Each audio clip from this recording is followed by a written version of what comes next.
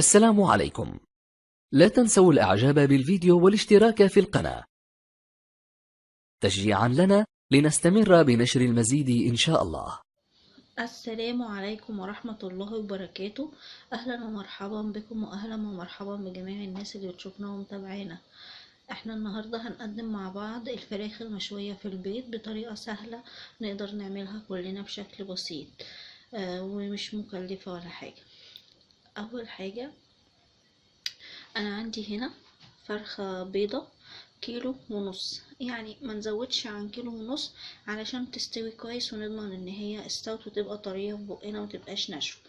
وعندي هنا التوابل، عندي بصلة حمرا متوسطة، عندي هنا قرن فلفل اخضر، ممكن لو عايزين نحط حامي نحط يعني نص قرن حامي. عندي هنا طماطمايه، هاخد ملو معلقه صغيره اللي هي المعلقه دي عصير ليمون او نقطتين ليمون، مش هاخد ليمون كتير. وهاخد هنا فصين من الثوم صغيرين او فص واحد، يعني ايه يكون يعني كبير، يعني بما يعادل ايه الاتنين دول. ما نكترش من الثوم عشان الثوم بيكتمها قوي. طبعا دول لفرخة واحدة، يعني البصلة المتوسطة والفلفل والطماطم وكده لفرخة واحدة. هنعمل فرختين نضاعف التتبيلة، يعني البصلة تبقى بصلتين والفلفل يبقى اتنين، يعني نضاعف من كل حاجة اتنين.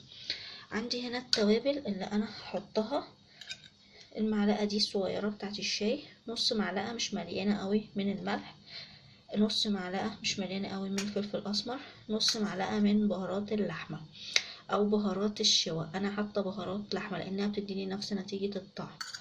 هاخد المكونات دي هحطها في الخلاط وهحط عليهم التتبيله دي وهضربهم في الخلاط كويس، وبعد ما اضربهم هعصر عليهم نقطتين الليمون وابتدي اجي هنا علشان اتبل الفرخه بتاعتي. انا الفرخه بتاعتي غسلتها كويس وشلت الجلد، وبالسكينه غزغزت الصدر كده ووصلت السكينه لحد هنا علشان لما ادخل التتبيله الفرخه تشرب منها.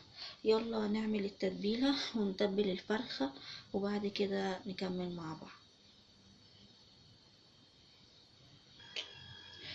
انا هنا ضربت التتبيله بتاعتي في الخلاط كويس قوي اهي، ده شكلها، وصفيت منها المية الزيادة، وجبت الفرخة بتاعتي وتبلتها كويس ودخلت هنا ما بين الجلد وهنا عشان اللحم يشرب كويس قوي، ودخلت هنا في الوراك، دخلت ايدي في كل منطقة قدرت ادخلها، وطبعا حطيت من بره. وطبعا ده كان هسيبها بقى تتنقع اقل حاجة ساعتين. لو عندي فرصة من بالليل للصبح يبقى افضل طبعا انها تشرب من التتبيلة كويس، ما عنديش يبقى هسيبها اقل حاجة ساعتين في التلاجة. وهبتدي ان انا هعلقها على ازازة زي دي ازازة بيبسي بتاعت عمرو دياب الهضبة الجديدة، هي قصيرة شوية.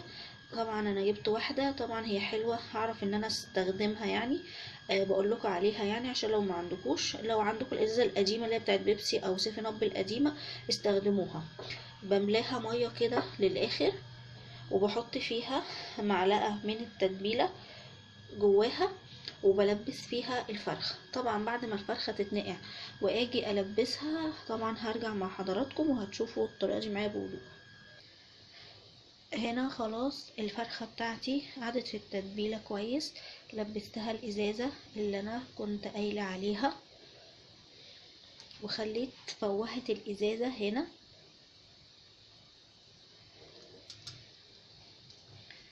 فوهت الازازة هنا علشان الفرخة تبقى مسنودة كويس اهي. وهي طبعا وهي في الفرن المية السخنة دي هتطلع على الفرخة من جوه تسويها، فهتخليها طرية جدا ومستوية حلوة قوي. ما تفتكروش انها تطلع ناشفة، لا لا لا لا لا، هتطلع حلوة، بس انتوا ما تجيبوش فرخة اكتر من كيلو ونص او كيلو 650، ما تزودوش عن كده. المية اللي هتطلع منها هتسوي الفراخ من جوه. وهنا طبعا الفراخ اول ما انا حطيتها في الصينيه وحطيت نص الصينيه ميه وحطيت فيها جزء من التتبيله برضو، لان الميه دي لما تسخن هيطلع البخار بتاعها برضو على الفرخه بيسويها كويس قوي. برضو في معلومه ان انا الفرن بتاعي غاز طبيعي، او انا عندي غاز طبيعي ما عنديش انبوبه، فبالتالي ده بيخليني اقدر اسوي الفرخه كويس. انما الضغط بتاع الانبوبه او الغاز اللي في الانبوبه بيبقى مختلف شويه، فلو عندك انبوبه مش هتعرفي تعمليها. او هتاخد منك وقت كبير وهتخلص الانبوبة. انا النص اللي هو الكيلو فراخ بياخد نص ساعة في الفرن. يعني انا هنا عندي كيلو ونص من الفراخ، هياخد ساعة الا ربع ساعة. انا بحطها على نار عالية في الفرن، ما بشغلش الشواية، لا الفرن عشان تستوي كويس من جوه وبره. لو شغلت الشواية هتعملها من بره بسرعة ومن جوه هتبقى نية. لا انا بشغل الفرن نفسه اللي تحت وبسيبه يعني نار عالية لحد ما الفرخة تبتدي تشد ولونها من هنا يبتدي ايه يحمر، اللي هي خلاص بدأت تخش في السوا. بعد ما بيعدي الوقت ده اللي هو مثلا هنقول نص ساعة وكده، ببتدي ان انا هدي النار على الوسط علشان هي تستوي كويس من جوه. وبطلعها بعد ما بجسها بالسكينة كده اشوف هي استوت ولا لسه عايزة شوية كمان. بتاخد من ساعة الا ربع لساعة. تمام. الصينية فيها مية لحد نصها، الازازة مليانة مية. ممكن تعملي فرختين، ممكن تعملي 3، لو عندك كمية ازايز وفراخ اعمليها في البيت. طبعا هي طعمها هيطلع زي بتاع الحاتي، هيطلع زي بتاع الحاتي واحلى من بتاع الحاتي. وكمان دي ما فيهاش اي حاجة نخاف منها واحنا بناكلها. كل المنتجات بتاعتها او الحاجة المحطوط عليها بيور، ما فيهاش اي بهارات زياده، اي كيمه، لا هي كلها بيور. حتى مش هعمل لها فحمه لان سمعت ان نترات الفحم اللي بتطلع على الاكل بتاعنا بتبقى مش حلوه مضره. انا مش هعملها لها، هي اصلا مش هتبقى محتاجه، طعمها هيبقى مظبوط جدا جدا ومش محتاج اي حاجه. انا دلوقتي هدخلها الفرن بتاعي، ولما تطلع اوريكم طبعا شكلها في النهايه ان شاء الله، ويا رب تعجبكم. انا خلاص حطيت الفرخة في الفرن بدأت انها تتشوي. دلوقتي هنعمل بقى ايه؟ سلطة الطحينة. طبعا احنا في البيت مش هنعمل كمية، هنعمل على قد الاكلة بتاعتنا. دي معلقة من الطحينة العادية، طلعتها من البرطمان، حاولت افكها شوية كده بالمضرب. معلقة هي بتاعة الطعام دي، خدت معلقة مليانة حطيتها في الطبق. وعندي هنا تلت معلقة صغيرة من الشطة، حسب الرغبة برضو، لو عايزة تحطي شطة حطي، مش عايزة خلاص. تلت معلقة من الفلفل الاسود، وتلت معلقة من الملح. وعندي هنا ملو 4 معالق من الخل. وعندي هنا كوباية الا ربع مية مغلية، لسه نازلة من على النار دلوقتي مغلية. اول حاجة ان انا هفك الطحينة بالشكل ده من بعضها، وهنزل عليها بالمية المغلية.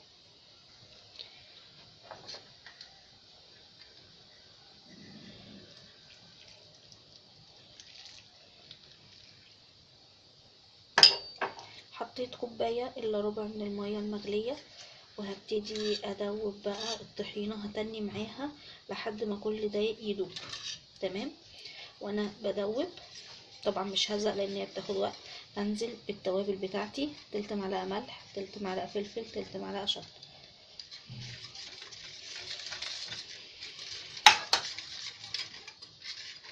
4 معالق الخل.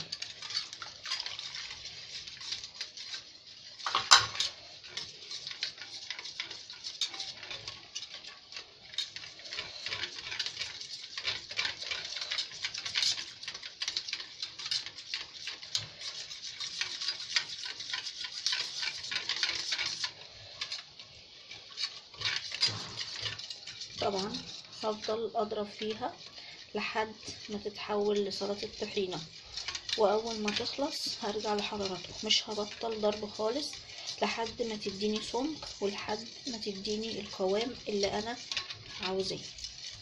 وفي ايدك بقى، عايزاها تقيلة عايزاها خفيفة. عايزاها تقيلة افضلي اضربي اكتر. تمام. عايزاها خفيفة هتزودي مية، وهي الطحينة لما بتقعد شوية كده في المية بتتخن لوحدها، فعلى ما الفراخ تستوي هتكون الطحينة خدت القوام اللي احنا عايزينه. وهي دي الكمية تقريبا اللي هتبقى مناسبة لنا. هعملها وهرجع لحضراتكم. هنا انا عملت سلطة الطحينة بتاعتي وحطيتها في الاطباق. القوام بتاعها اهو، احنا بنحبها كده في القوام ده. انت عايزاها اتقل زودي الطحينة او قللي نسبة المية، عايزاها كده اعمليها كده. احنا هنا بنجيبها من محلات بالشكل ده وبنحبها بالشكل ده. هنا الفرخة المشوية بتاعتي خلاص استوت وخرجتها من الفرن. هي قعدت في حدود حوالي ساعة إلا تلت، والنار عالية. بعد كده بدأت تتشمع وتاخد لون، فوطيت النار وسبتها. أخدت كل الوقت ساعة، ساعة وعشر دقايق. دلوقتي هي استوت وانا جسيتها لقيتها طرية قوي، استوت، الصدر استوى قوي. يبقى كده كل مكونات الفرخة استوت. حبيت اسيب الصينية زي ما هي عشان اوريكم الدهون اللي نزلت منها. طبعا نزلت منها دهون فظيعة وشنيعة. حبيت ان انا اوريها لكم في الصينية قبل ما اطلعها طبعا. وحبيت اوريكم شكل الفرخة من قبل ما اشيلها من على الازازة اهي، ومن ورا استوت خلاص اهي.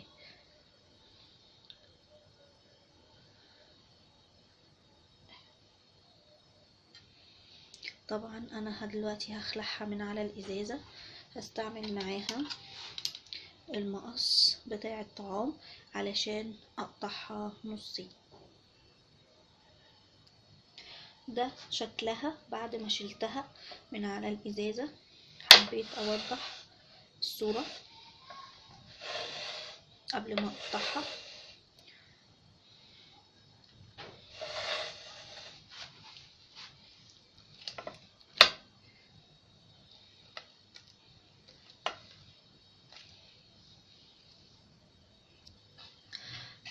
انا هنا خلاص قطعتها نصين.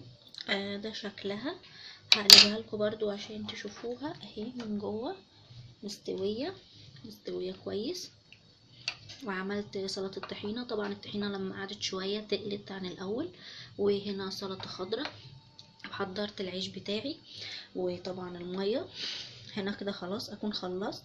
عايزة اقول برضو تكملة للفكرة. لو انتوا عايزين تعملوها على الشبكة وعندك شبكة، هاتي الشبكة، قصي الفرخة نصين، امسكي النص ده حطيه في الشبكة واقفلي عليه، وحطيه فوق الصينية اللي احنا كنا مخرجينها، ودخليه تحت الشواية على الوش ده شوية وعلى الوش ده شوية عشان تديها علامة الشبكة.